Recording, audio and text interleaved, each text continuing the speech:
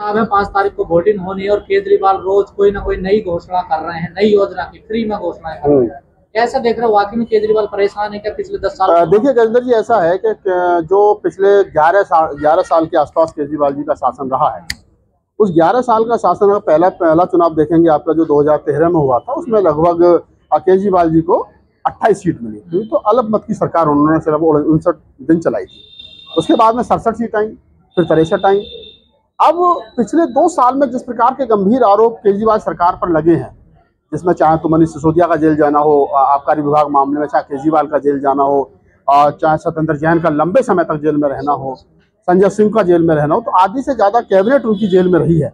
अब इसमें कहीं ना कहीं इस मुद्दे को बीजेपी भुनाने के लिए उतारू है, और बीजेपी जिस प्रकार से केजरीवाल को घेर रही है, उसमें निसंकोच के बीजेपी कहीं ना कहीं मजबूत स्थिति में है आज की तारीख में, और केजरीवाल साहब बैकफुट पे हैं। अब जो आम वोटर है, जो झुग्गी झोंपड़ी में रहने वाला वोटर, जो राजनीति को अच्छे तरीके से नहीं समझता, जो SC ST OBC का खासतौर से गरीब जो शोषित तबका है, उसके लिए केजरीवाल आज की तारीख में भी मसीहा है, नो डाउट।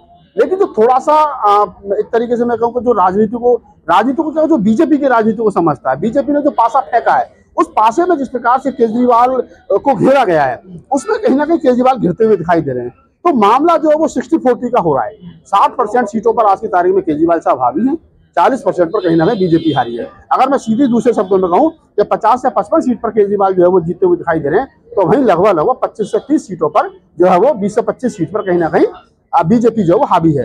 अगर ऐसे में 19 और 20 हो जाता है तो सरकार कहीं ना कहीं मोदी जी की यानी कि भारतीय जनता पार्टी की बन सकती है। तो सरकार को बचाए रखने के लिए दिल्ली का बहुजन क्या करे? मैं बता रहा हूँ ना कि सरकार को बचाए रखने के लिए वो गरीबों को, बहुजनों को नए नए प्रलोभन दे रहे हैं। जैसे उन्होंने कहा कि बाबा साहब का अपमान नहीं सहेगा हिंदुस्तान, अमित शाह को घेरने में उन्होंने कोई कसर नहीं छोड़ी। उन्होंने एक वो कार्टून बनवाया जिसमें कह रहे हैं कि बाबा साहब मुझे आशीर्वाद हो, मैं आपके संविधान को और आपके मान सम्मान को बचा सकूं। तो बाबा साहब डॉक्टर अम्बेडकर की बात तो वो कर रहे हैं, लेकिन बाबा साहब डॉक्टर अम्बेडकर का जो समाज है, जिसका SC ST OBC माइनॉरिटी समाज कहा जाता है, उसको बदले में क्या मिल रहा है? क्या वो सिर्फ बिजली और पानी तक सीमित है? क्या वो राज्यसभा नहीं जाएगा? क्या वो अच्छे मंत्रालय उसको नहीं दिए जाएंगे? तो एक बड़ा सवाल ये भी है कि केजरीवाल जी ये भी घोषणा करें कि अब की बार जब राज्यसभा का चुनाव होगा तो उसमें शेड्यूल कास्ट के लोग भी राज्यसभा मेंबर बनेंगे, उसमें मुसलमान भी राज्यसभा मेंबर बनेंगे, क्योंकि केजरीवाल के पास में जितना वोट है वो लगभग 70 से 75% वोट, 80% वोट जो है वो इस देश के SC ST OBC का है। लाला केजरीवाल खुद बनिया जाति से आते हैं, और मैं दावे के साथ कह सकता हूँ कि केजरीवाल साहब को बनिया वोट नहीं कर रहा है, ठाकुर वोट नहीं कर रहा, दिल्ली का बनिया वोट नहीं कर रहा है। तो वो बीजेपी के साथ वो तो विचार के साथ है ना। देखिए, इस देश का सवर्ण जो है वो सवर्ण मानसिकता का जो व्यक्ति है, वो सवर्ण मानसिकता की पार्टी जो भारतीय जनता पार्टी है, उस विचार के साथ है। आप समझिए इस चीज को। केजरीवाल तो खुद कहते हैं मैं बनिया हूं, तो बनिया के साथ। हाँ, तो बनिया वो कह रहे हैं, लेकिन बनिया होने से थोड़ी काम चलता है। उनको बनिया दिखना चाहिए। उनको कौन सा बनिया पसंद है?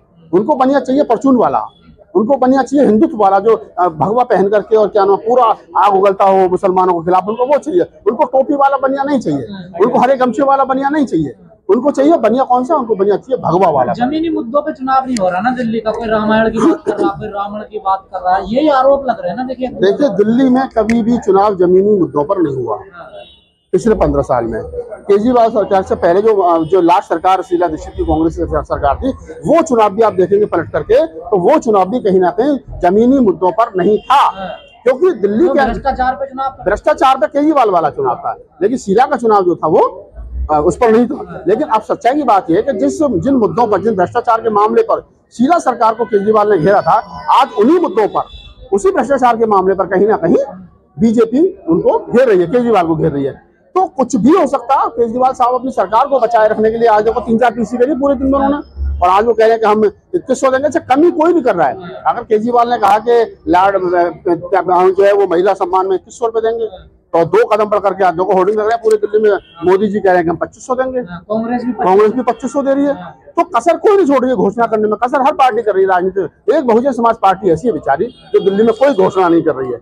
वो ना ये कह रही है कि हम मुख्यमंत्री किसको बनाएंगे, ना ये कह रहे हैं हम 2100 देंगे, 2500 देंगे, ना वो ये कह रहे हैं फ्री बिजली पानी देंगे, वो कोई नहीं कह रही है। वो कह रहे हैं बस हम तो चुनाव लड़ रहे हैं, कोई वोट दो तो देते, नहीं दो तो कोई दिक्कत नहीं। केजरीवाल झूठ भी बोलते हैं क्या?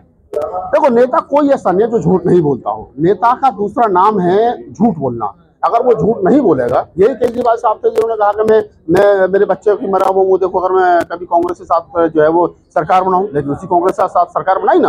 तो राजनीति में सब कुछ जायज है। राजनीति में ना कोई परमानेंट दोस्त होता ना कोई परमानेंट दुश्मन होता। जिस कांग्रेस को कोच करके केजरीवाल साहब सत्ता में आए थे, उसी कांग्रेस के साथ में 2024 के चुनाव में उन्होंने पैक्ट किया। दिल्ली में 7 सीटों पर थे, 3 पर कांग्रेस लड़ी, 4 पर आम आदमी पार्टी लड़ी। जमीन खिसक रही है केजरीवाल की। जमीन परमानेंट किसके पास रहती है?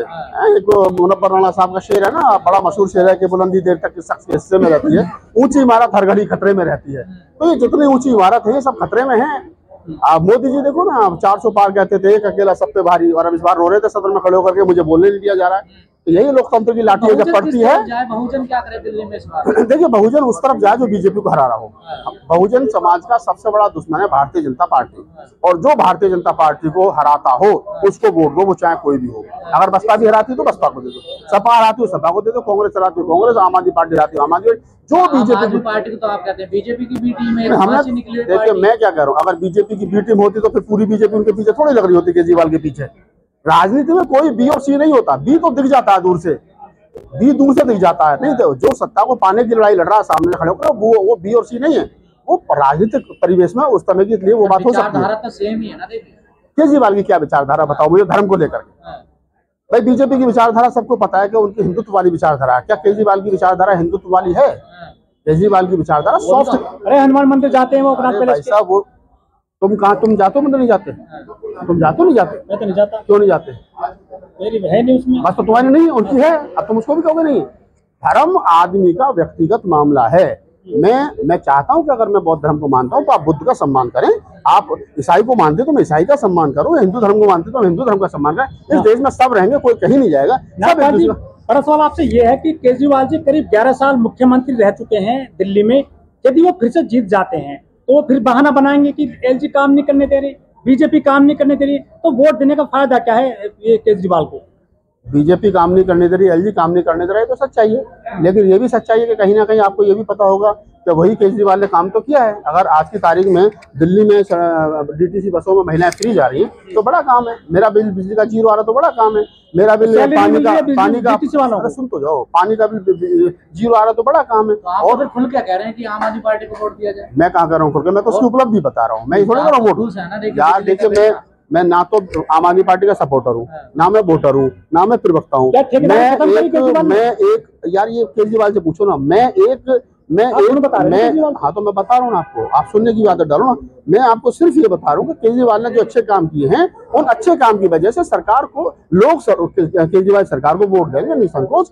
मेरी काम के जेल क्यों गए केजरीवाल? पूरी कैबिनेट अभी वो कोर्ट तय करेगा, ना तो मैं तय करूंगा ना आप तय करोगे। जिस दिन वो कोर्ट में दोषी साबित हो जाएंगे उस दिन मैं भी कहूंगा कि हाँ करप्शन तो हुआ है ना। अरे मैं कैसे कह दूं करप्शन हुआ है? जब कोर्ट कहेगा कि हाँ करप्शन हुआ तभी तो कहूंगा करप्शन हुआ है। अभी निर्दोष भी साबित नहीं करेगा। तो दोषी भी साबित नहीं किया, दोषी भी साबित नहीं किया ना। तो राजनीति है, राजनीति में मुकदमा चलेगा फिर से, जो कोर्ट ने बोल दिया है। मुकदमा तो चलेगा तभी तो पता चलेगा कि दोषी है या नहीं है। बिना मुकदमा चले थोड़ी साबित पता चल जाएगा वो दोषी है नहीं है। मुकदमा चलने के बाद ही। केजरीवाल जी ने कहा कि जो भी सफाई कर्मचारी है उनको मैं पक्का करूंगा, मुझको वोट दो, ठीक है ना? ऐसे केजरीवाल इस मामले में झूठ बोलने में स्पष्ट कर रहा हूँ। केजरीवाल अगर पक्का करते तो 11 साल की सरकार में कर दिया होता पक्का। उनको भी पता नहीं पक्का करेंगे, वो सबको पता है। बहुत सारी बातें जैसे मोदी जी ने कहा था हम 2 करोड़ रोजगार देंगे, हम 15 लाख रुपए खाते में देंगे। ये केजरीवाल भी बहुत सारी राजनीति में बातें कही जाती है जो होती नहीं है। धन्यवाद।